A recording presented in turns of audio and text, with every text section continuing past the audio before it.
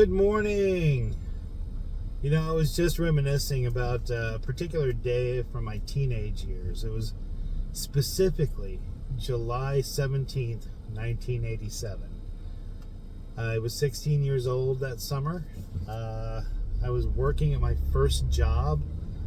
I was working in a movie theater, which, as far as first jobs go, man, I look back on that job with seriously rose-tinted glasses because I had such a good time working there.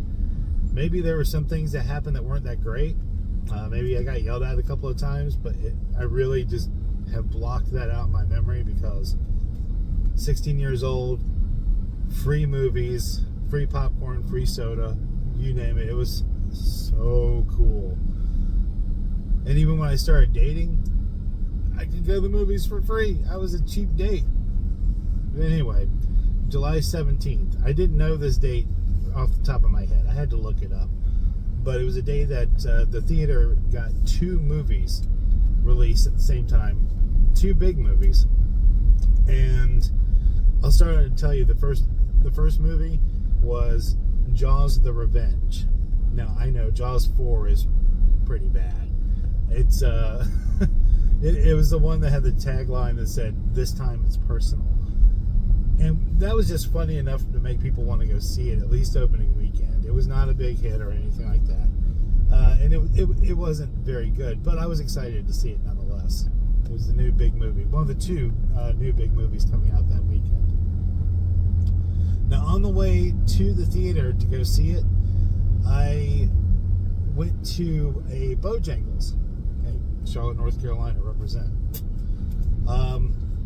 Bojangles had just introduced a new item on the menu called Buffalo Bites. Now, I had no idea back in 1987 what a buffalo wing was. So I just thought it was some sort of like seasoned chicken bite. I didn't know it was going to be spicy. And it was surprisingly spicy, like kind of unexpectedly spicy, especially for a fast food chain. And I had stopped by Bojangles, got the Buffalo Bites, and I brought them into the theater with me. I worked there and nobody really cared. And I got there maybe a half hour, 45 minutes before the movie was starting anyway. So I was sitting in the auditorium with nobody else in there yet, waiting for Jaws the Revenge to start. And I had a cup of soda that I poured myself out in the concession stand because there was nobody there at this point. Like, for the 7 o'clock show, and we were talking about 6 o'clock, 6:15, thereabouts, where I was there. I went and got everything ready, sat down, found a comfy seat, and I was going to sit there and eat my Buffalo Bites in the movie theater. Well, once the spice hit me, I downed whatever soda I had in my cup, and I ran back out to the concession stand and had the cup in hand and ran behind the concession stand. I was wearing regular everyday street clothes. I didn't have on a uniform or anything.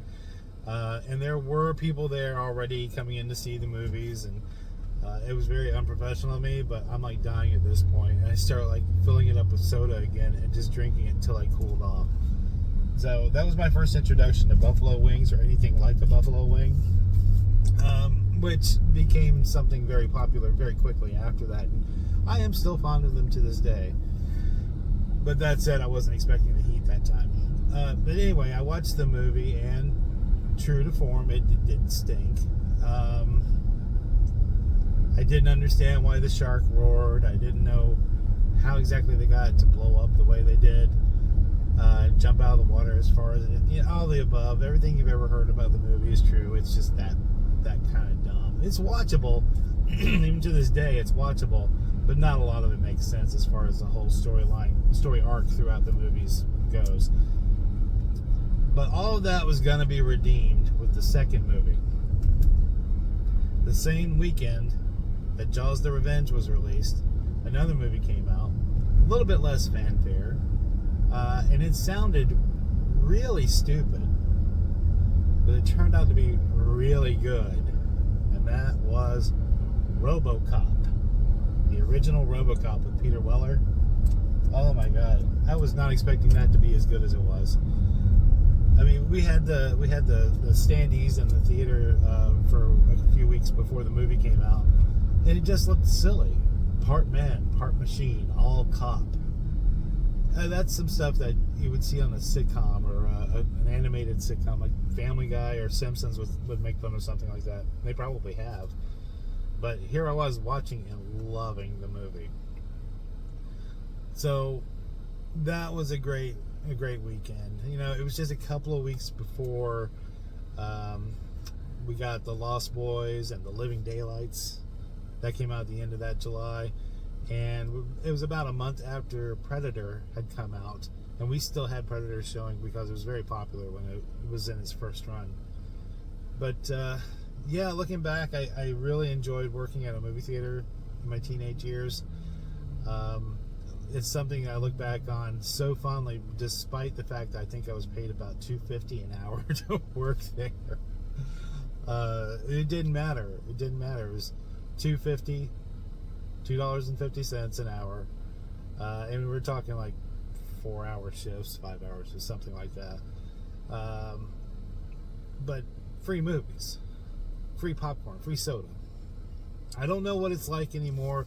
If you're working at movie theaters now, is it similar? Do you still get free entry, or is it a bit more strict? Because even back then, we had checkers come in and make sure that the number of tickets sold matched up with the number of heads inside an auditorium. That's something that was just standard practice, which I'm assuming is a standard practice now. But, you know, drop me a line in the comments and let me know. What's it like if you're working in theaters now, or if you have worked at theaters in the past? Did you like it? Did you love it? Did you hate it? Why was that? I couldn't get enough of it personally. I was working everything from the projector booth down and just had a great time. I was on top of the world back then. But anyway, I just was just looking back on that fondly. Just thought I'd share the story with everybody, and I hope everyone has a great rest of your day. And please like and subscribe. And I will see you guys tomorrow.